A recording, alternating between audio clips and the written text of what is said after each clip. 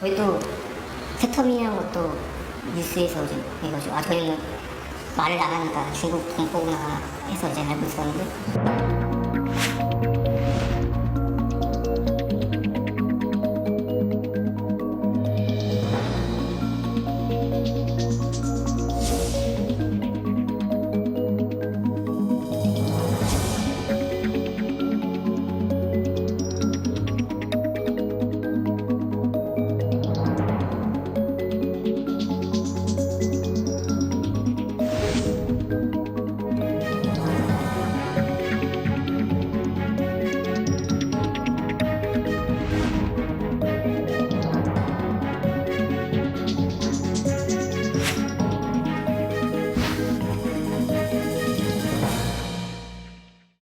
네, 탈북 여성과 어린 아들이 살던 아파트에서 숨진 채 발견됐습니다. 숨진 건 이미 2달 전이었다고 합니다. 전기 수도가 끊긴 지 오래고 냉장고에 있는 거라곤 고춧가루밖에 없었다는 사실이 또 가슴을 아프게 합니다. 이 모자의 죽음 들여다보겠습니다. 강신호 변호사 나오셨습니다. 안녕하십니까? 네, 안녕하십니까? 저희 지금 말씀 잠깐 이 얘기하기 전에 잠깐 알아볼 게 있습니다. 오늘 오후 2시에 드루킹 김동원 씨에 대한 2심 선고 공판이 있었는데 조금 전에 속보가 나왔습니다. 1심에서는 징역 3년 6개월의 실형이 선고됐었는데 자, 2심 선고 어떻게 나왔습니까? 네, 지금 6개월이 감형이 돼가지고 네. 3년형이 내려졌다는 것이죠. 지금 드루킹이 받고 있는 것은 두 가지입니다. 하나는 업무 방해죄고요. 그리고 하나는 정치자금법 위반이거든요. 근데 정치자금법 위반은 다른 죄하고 분리해서 심리하도록 돼 있습니다. 그렇죠. 그래서 두 개를 이제 분리해가지고 심리하고 판결합니다. 네. 그래가지고 1심에서 나왔던 것이 업무방해죄가 징역 3년 6개월의 실형이고요. 그리고 정치자금법 위반이 징역 6개월에 집행유예 1년이 나왔던 겁니다. 그런데 이번에 업무방해죄에서 6개월이 감형이 돼서 3년 6개월에서 3년형이 됐다는 거죠. 원래 이제 검찰은 네. 1심에서는 7년을 구형을 했었거든요. 두 개 합해서 말이죠. 네. 그랬는데 이번에는 항소심에서는 8년을 구형을 했어요. 1년을 더 높게 구형을 했죠. 그랬는데 예. 실제 형은 줄었네요. 그렇죠. 반성하지 않는다고 그래서요. 그랬는데 일단은 어쨌든 6개월이 지금 줄었습니다. 네. 근데 일단 관심은 이 드루킹 김동원 씨가 업무방해 혐의 그렇죠. 이거 어떻게 받느냐에 관심이 있었어요. 왜냐하면 김경수 지사하고 이게 공범관계가 돼 있었지 맞습니다. 않습니까? 그러면 이번 판결이 또 김경수 지사의 선고, 1심 이제 나왔었고 2심 선고가 날 텐데 영향을 끼치겠네요. 그렇죠. 아무래도 그래서 이제 관심이 좀 집중됐던 건데요. 지금 말씀하신 대로 정치자금법 위반은 아니고 업무방해죄만 네. 김경수 지사하고 관련이 있습니다. 그렇죠. 그래가지고 킹크랩을 이용해가지고 댓글에다가 공감 비공감 이것을 이제 조작했다. 소위 이제 이런 얘기 아닙니까? 네. 여기에 대해서 공모가 있었는지 여부가 중요한 것이거든요. 근데 일단은 유죄가 나왔고요. 물론 뭐 업무방해에 6개월이 대해서 줄긴 유죄니까. 했습니다만은 네. 그랬다는 것은 어쨌든 김경수 지사에게도 뭐 그렇게 더 유리해진 그런 측면은 별로 없는 것 같아요. 무죄가 나올 일은 없다 이렇게 네. 봐도 되겠는데요. 근데 그거는 뭐 이제 아무래도 김경수 지사가 얘기하는 것은 나는 몰랐다고 얘기하는 거니까 공모하지 않았다. 그리고 드루킹이 그와 같이 댓글 조작을 하는 것을 나는 몰랐다. 이 부분이 받아들여진다면 물론 이제 무죄 가능성이 전혀 없는 것은 아닙니다만은 재판부는 다르니까. 네, 또 이제 지금 다른 재판부에서 서로 재판을 하고 있습니다. 네.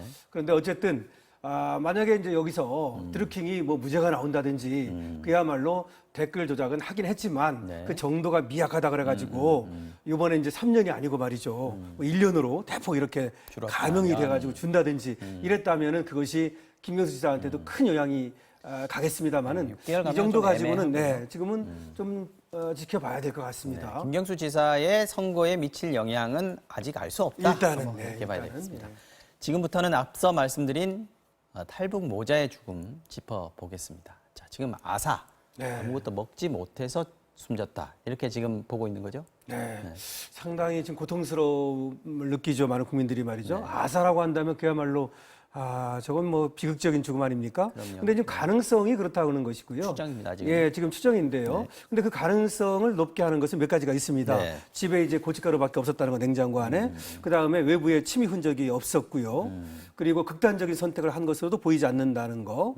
그리고 반드시 누워 있는 상태로 그렇죠. 그리고 발견이 여러 됐습니다. 가지로 보면은 아무래도 아사했을 것으로 그렇게 가능성이 높다 이렇게 보고 있습니다. 그리고 통장에서 말이죠. 네. 마지막에 약 3,800원의 돈을 인출을 하고 통장의 잔고가 0원이었습니다. 정말 이런 안타깝네요. 것들로 보면은 아사 가능성은 있다. 그리고 상당히 마른 상태였다는 것이죠. 어쨌든 굉장히 우리로 하여금 많은 것을 생각하게 하고 네. 지금 저도 이 뉴스를 들으면서 사실 돈이 없다는 것이 굉장히 고통스러운 것인데 그 돈이 없는 정도도 이제 정도가 있거든요. 그런데 이렇게 먹을 것이 없어서 굶어 죽을 정도에 이르렀을 때 이거 절망감이라든가 네. 고통은 어땠을까 이런 어떤 생각을 해보게 됩니다. 지금 숨진 지 한 2개월은 됐다라고 추정을 하고 있던데 그렇죠. 말이죠. 이게 아파트 관리인이 발견을 한 거죠. 그렇습니다. 네. 7월 31일 지난달 말이었죠. 그때 아파트 관리인이 수도세, 뭐 전기세 이런 것들을 이제 안 내는 거예요. 그런데 아무래도 계속해서 이 쓴 흔적도 없고 뭐 그러니까 사실 수도 끊기면 관리실 찾아가서 좀 열어달라고 얘기를 할 그렇죠. 수도 있는 건데. 그래서 이제 그러지 않으니까 가본 거죠. 가보니까 이미 그렇게 물론 이제 경찰에 신고를 한 겁니다. 근데 경찰과 같이 들어가 봤던 거죠. 그랬더니 저렇게 이제 죽어 있는 상태로 발견이 됐다는 것이죠. 저 아파트도 관리비를 내고 월세를 내는 임대 그렇죠. 아파트라고 예. 들었습니다. 예. 자, 주변에서 왜 2살 정도 됐는데 아무도 눈치를 못 챘을까? 이게 글쎄 이제 말입니다. 탈북민이기 때문에 또 그런 것도 있을 거예요. 그렇죠. 뭐 여러 가지가 있겠는데요. 우리가 왜 옛날에 조선시대 향약이라고 있잖아요. 뭐 환난, 상률, 상부, 상조 이런 것들을 생각하게 해요. 네. 그런 때에는 이 마을에서 공동체에서 같이 나서서 굶어 죽는 사람이 없도록 이렇게 도와주고 어려움이 있으면 서로 돕고 이런 것들이 작동했단 말이죠. 네. 그럼 지금도 마찬가지로 지자체, 정부, 요 지역 주민들 이런 지역 사회가 그런 것들이 작동이 돼야 되는 거거든요. 근데 여기서는 지금 그런 것이 작동이 안 된 겁니다. 물론 거기에는 본인이 이웃들과 별 교류를 하지 않고 뭐 얘기하면 모자를 푹 뒤집어 쓰고 이렇게 다녔다. 뭐 지역 주민들이 그런 얘기하는 인터뷰가 있었습니다. 그런 것도 하나 있었던 것 같고 또 하나는 탈북 주민이라는 거 지금 얘기하셨듯이. 근데 친척이 없을 거고 네, 주변에. 친척들이 아무도 없겠죠. 그리고 이제 또 탈북 주민이라 하더라도 처음에 왔을 때 이제 또 정착금도 주고 처음엔 정착을 잘 여러 가지 했다 지원을 그래요. 해주거든요. 네. 그래서 처음에는 기초생활수급자로 등록이 됐었어요. 그래서 한 1년 동안 받았거든요. 그러다가 2010년 정도 돼가지고 좀 생활이 나아지고 그다음에 일도 이제 그다음에 중국 교포하고 이제 결혼을 하면서 통영으로 이제 내려갔다는 거죠. 네. 이 중국 교포가 아마 조선소에 근무를 했던 모양이에요. 그러다가 조선소가 일감이 떨어지고 하면서 이 세 가족이 같이 중국으로 이제 2017년에 들어갔던 겁니다. 네. 들어갔다가 다시 이제 2018년 9월에 나왔는데 나오고 나서 이제 올해 1월에 뭐 이혼을 했다는 거죠. 이렇게 되면서 네. 말하자면 계속해서 그 자리에 살았다면 이 기초생활수급자라든지 뭐 한부모 자녀라든지 뭐 이런 여러 가지 제도가 있습니다. 네. 그런 걸 통해서 도움을 받았을 텐데 이주를 하고 중국에 갔다 오고 이런 과정에서 사각지대가 발생했다는 것도 하나 이유가 될 것 같아요. 원래 제도상으로 보면은 다시 기초수급자로 등록을 할 수 있는 거 할 수 있는 아닙니까? 그래서 거죠. 지원을 받을 수 있는 그렇죠. 건데요. 당연히 할 수 있는 거죠. 네. 더군다나 송파 세무녀 사건이 있었지 않습니까? 네. 그것이 있고 나서 여러 가지 긴급 지원 제도라든가 네. 이런 복지 제도는 나름대로 많이 그래도 보완이 됐었어요. 보완이 됐습니다. 그랬는데도 불구하고 본인이 사실은 신청을 좀 한다든지 내지는 주위에서 신청을 해줘야 되거든요. 그랬는데 이 신청이 안 들어왔고요. 그다음에 또 하나는 사실은 좀 아쉬운 점이 있죠. 이 탈북 주민들 같은 경우 이제 이 센터 하나센터에서 계속해서 관리를 물론 하나만이죠. 5년 5년 동안 이제 그때는 관리를 하고 물론 이제 그 얘기를 합니다. 5년이 지나서 그랬다는 말은 하는데 어쨌든 간에 좀 더 관심을 기울였더라면 이런 비극은 막을 수 있었을 텐데요. 다만 이런 얘기는 해요.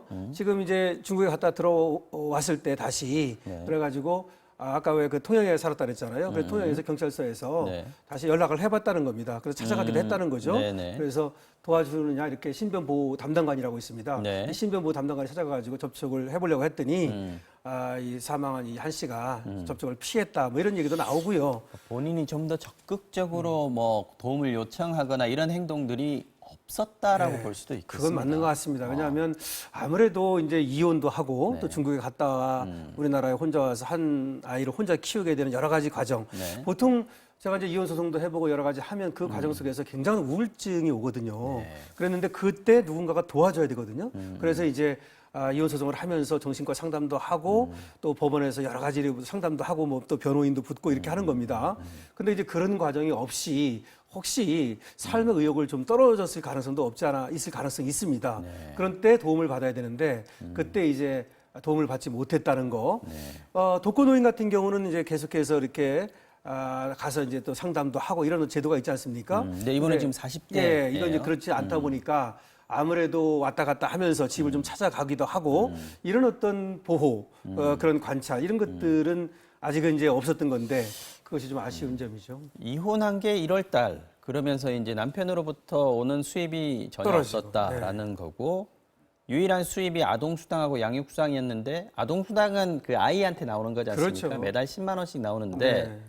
그 아이가 생일이 6세가 예, 되면 이제 3월 달에 생일이 지나가지고 그렇죠. 만 6살이 예, 됐다 만 6세가 그러더라고요. 되면 이제 그 그 10만 원도 못 끊기거든요. 근데 다만 아쉬운 점은 뭐냐면 그때 끊겼을 때 네. 그 이제 아동 수당을 준다든지 양육 수당을 주는 것이 그 아동을 건전한 어떤 발전, 교육을 위해서 주는 거잖아요. 근데 끊겼을 때 그 끊긴 사람들에 대해서는 어떻게 살고 있는지를 좀 한번 체크하는 그런 어떤 시스템이 있었더라면 혹시 좀 발견이 가능했을까라는 생각도 들고요. 네. 또 하나는 6세인데 6세이면 보통 유치원 가지 않습니까?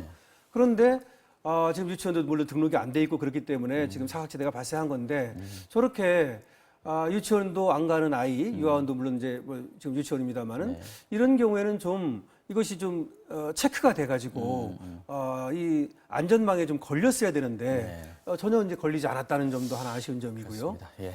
여러 가지로 안타까운 부분들이 많이 있습니다. 물론 지금 우리 제도는 조금씩 나아지고 있고 보안들이 그 사회 안전망들이 처지고 있습니다만 네. 그래도 여전히 구멍이 있고 허점이 있고 아까 변호사님 말씀하신 대로 점검을 할 수 있는 그런 어떤 장치들이 조금 더 필요한 것 아닌가 하는 생각을 해보게 됩니다. 이슈 안전정복 여기서 마치겠습니다. 지금까지 강신업 변호사와 함께했습니다. 고맙습니다. 네.